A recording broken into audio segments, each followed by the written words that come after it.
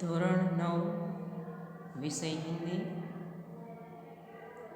પાઠને હવે આપણે આગળ જોઈએ कि हुआ यह है कि इस देश के कोटि कोटि दरिद्र जनों को हीन अवस्था दूर करने के लिए ऐसे अनेक कायदे बनाए गए हैं।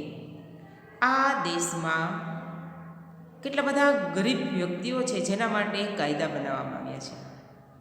जो कृषि उद्योग वाणिज्य शिक्षा और व्यवस्था की स्थिति को अधिक उन्नत और सुराजू बनाने के लिए प्रेरित है, परंतु जिन लोगों को इन कार्यों में लगना है उनका मन हर समय पवित्र नहीं होता।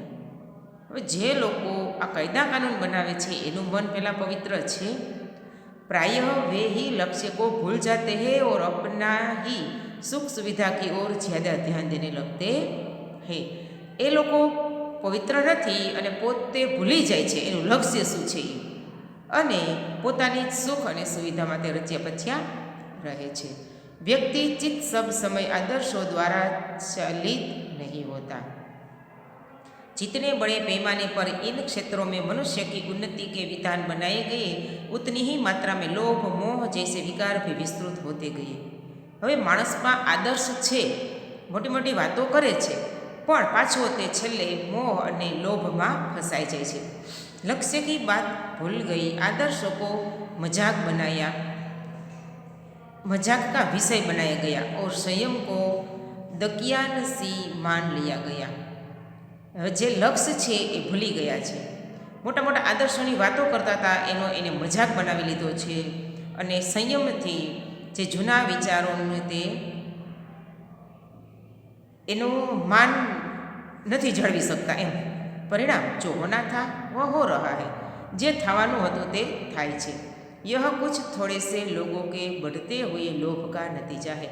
આવું થોડાક માણસો જ કરે છે, परंतु इससे भारतवर्ष के पुराने आदर्शों और भी अधिक स्पष्ट रूप से महान और उपयोगी दिखाई देने लगे।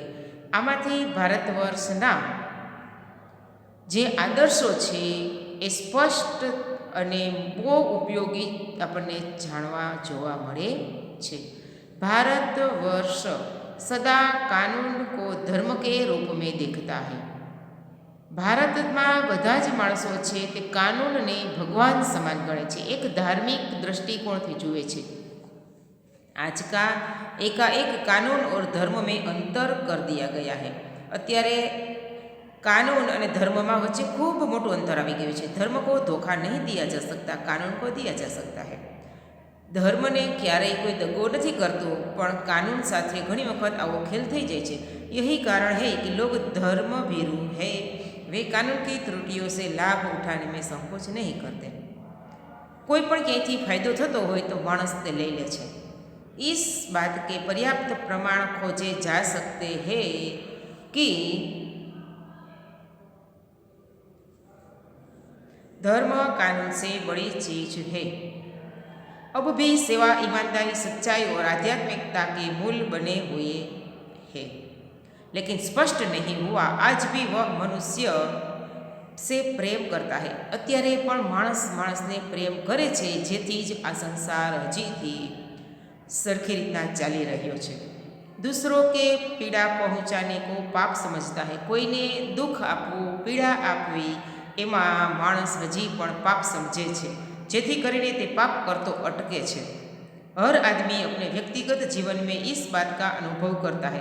दरेक व्यक्ति पोतपोताना अंगत जीवन में आ बातनो एहसास करे छे।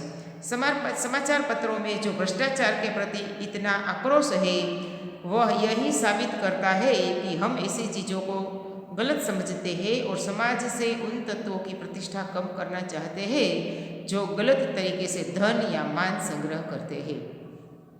એવી વ્યક્તિથી આપણે દૂર રહેવું જોઈએ કે જે ખરાબ રીતે ઘરમાં પૈસો લાવે, ખરાબ રીતે ઘરમાં સંગ્રહેલું ધન છે, ખરાબ વૃત્તિથી આવેલું ધન છે, એની વ્યક્તિની પ્રતિષ્ઠા બહુ ખાસ જળવાતી નથી। હવે દોષ કા પર્દાફાશ કરના બુરી બાત નહીં।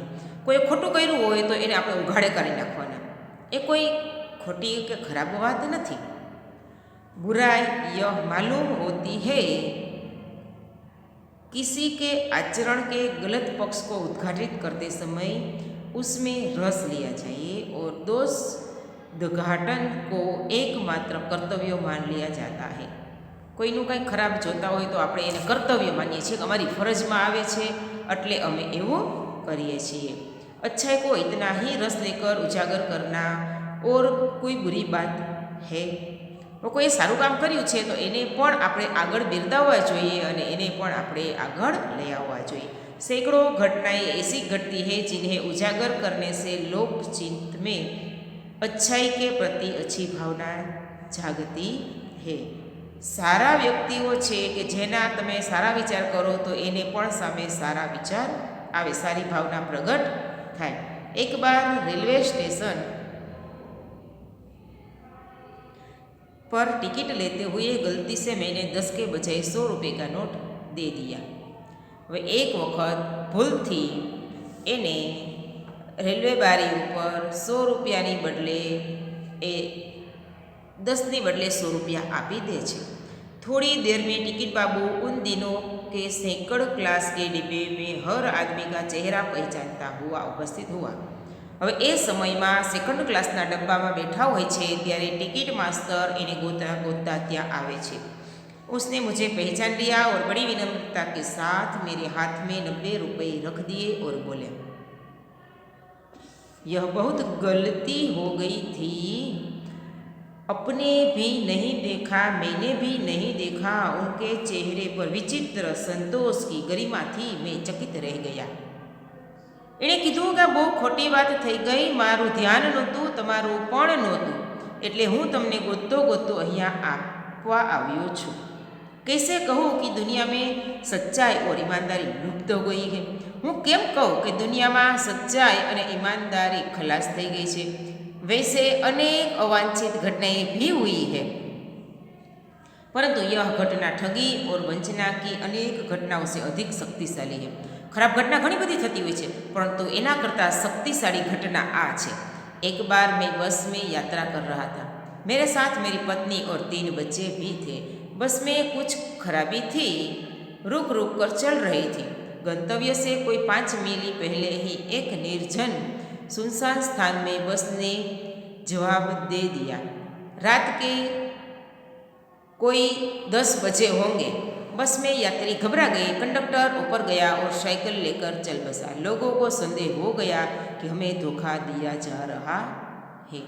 एक वक्त एवं बने छे कि बस में यात्रा करता करता मुसाफरी करता करता बस खराब थई जाय छे। रातनो 10 वाग्यानो सुमसाम समय छे अने जंगलनो रस्तो छे। हवे एमां कंडक्टर छे ए बसनी ऊपर चढ़े छे अने साइकल लईने त्यांथी ने નીકળી જાય છે। એટલે માણસોને એમ થાય છે કે આપણને અહીંયા કોઈએ ફસાવેલા છે। હવે આગલો પાઠ છે, અધૂરો પાઠ છે, એ આપણે આગલા વિડીયોમાં જોશું।